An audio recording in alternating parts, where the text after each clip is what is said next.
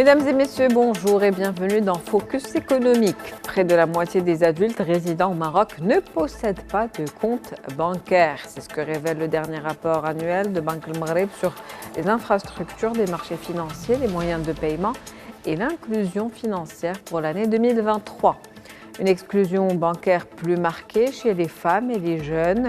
Le rapport de Banque El Maghreb met en évidence une baisse continue du nombre d'agences bancaires au Maroc. En parallèle, une forte expansion du réseau des établissements de paiement est observée, sans oublier le monde rural qui semble moins bien desservi que le monde urbain où la densité bancaire est importante. Rapport de Banque El Maghreb sur la bancarisation des Marocains, c'est le sujet d'aujourd'hui avec vous, Monsieur Driss Essaoui. Vous êtes analyste économique, bonjour et merci d'être avec nous. Merci à vous. Alors le constat est là, 46% des adultes marocains ne sont pas bancarisés aujourd'hui. Que pensez-vous de ce chiffre ? Je ne pense rien du tout. C'est un phénomène sociologique très particulier lié à la structure sociologique du Maroc.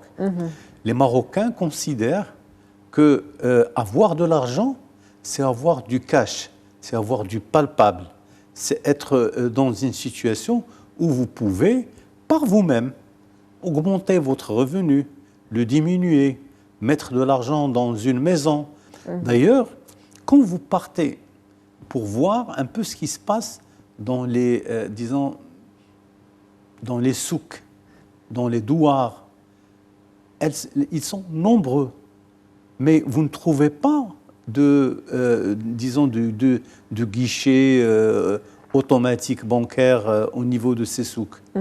Très peu d'ailleurs, même le nombre. Je pense que le rapport de Banque El Maghreb de 2023 parle de l'indigence de ces moyens de paiement, d'autant plus que Banque El Maghreb avait tiré la sonnette d'alarme sur la faiblesse de l'utilisation des moyens de paiement modernes et a condamné tous ceux qui ont recours au cash pour faire leur...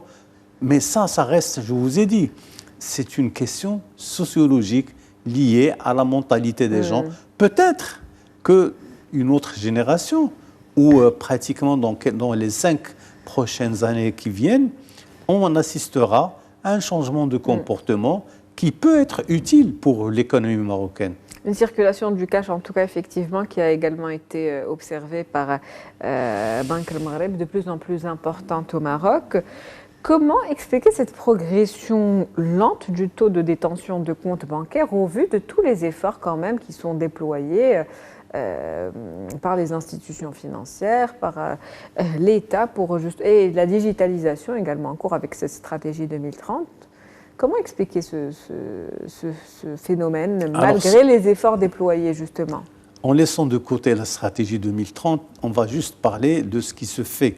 Ce qui se fait depuis un certain nombre d'années, c'est le rôle joué par Banque El Maghreb sur l'éducation financière.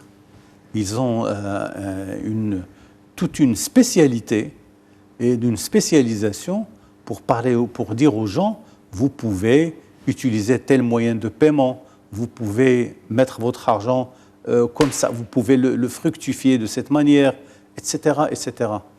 Mais malheureusement, tout cela passe à côté de l'attention de la Marocaine et des Marocains. Et ils sont véritablement dans une situation où ils n'acceptent pas tous ces moyens de paiement dont vous venez de parler, même la digitalisation, qui est un phénomène extrêmement important au niveau des pays africains. Vous savez qu'en Afrique, les distances sont longues, les déserts sont nombreux, etc. Alors le seul moyen de faire marcher les choses, que ce soit les banques ou les intermédiaires financiers, tels que les assurances, etc., ça marche avec le téléphone portable. Et aujourd'hui, donc, sur ce marché marocain, quels sont les obstacles à cette inclusion financière et comment y faire face ?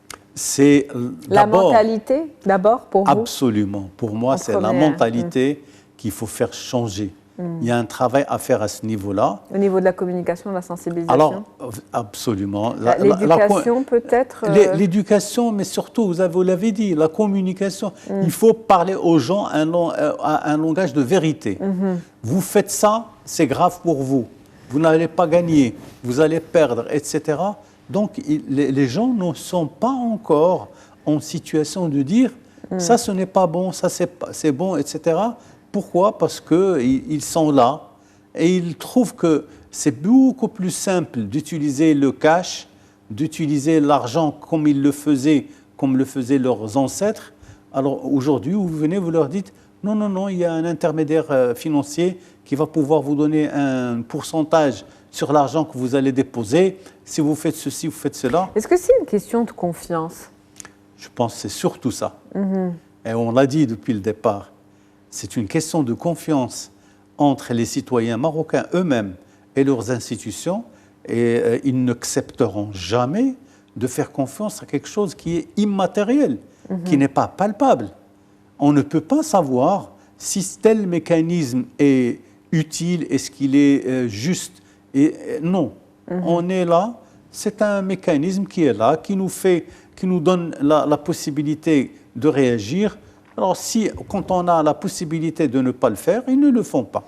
Alors, donc toujours selon ce rapport de Banque El Maghreb, les femmes et les jeunes sont les plus touchés par cette exclusion bancaire. Quels facteurs peuvent expliquer cela? Pourquoi cette catégorie en particulier? C'est bizarre, parce qu'en fait, ce que vous êtes en train de dire est contradiction. C'est un constat de Banque El Maghreb qui est juste, tout à fait juste. Les jeunes et les femmes sont les plus touchés, tout simplement, sachant pertinemment que tous les réseaux sociaux qui fonctionnent dans ce pays beaucoup plus importants que les outils de communication traditionnels, mais tout pour ce qui concerne l'argent, pour ce qui concerne la bancarisation, les femmes sont encore dans un réflexe de réserve et disons, ils ne veulent pas se mettre à nu, sincèrement. Alors les jeunes, la même chose. Ils préfèrent avoir leur argent liquide, le dépenser et être sûrs que ce qu'ils font est bon. Et alors maintenant, pourquoi les jeunes et les femmes? Ça, c'est un phénomène qui aura besoin de temps pour pouvoir se dissiper et voir des femmes capables de prendre des risques, capables d'investir, sachant pertinemment que tous les actes d'investissement au niveau d'un foyer, c'est d'abord la femme qui le fait. Justement. C'est la femme qui fait le travail. Mais le problème, c'est que ce n'est pas encore quelque chose de tout à fait facile à faire accepter aux femmes en ce qui concerne l'argent. Il y a cet autre constat établi par le rapport de Banque El Maghreb, une baisse du nombre d'agences et en parallèle, donc paradoxalement, une hausse du nombre d'établissements de paiement. Oui. Donc, comment expliquer ce paradoxe? C'est cette relation physique que les Marocaines et les Marocains ont avec l'argent. Quand il s'agit d'être payé, quand il s'agit de recevoir un don ou de l'argent qui nous vient d'un enfant qui est en ville, moi je suis dans le monde rural, je vais aller pour toucher de l'argent, que ce soit une banque ou une assurance ou n'importe quel intermédiaire financier, mais c'est un poste de paiement qui me permet de toucher de l'argent et c'est toujours utile. On peut donc peut-être s'affranchir un petit peu des agences bancaires.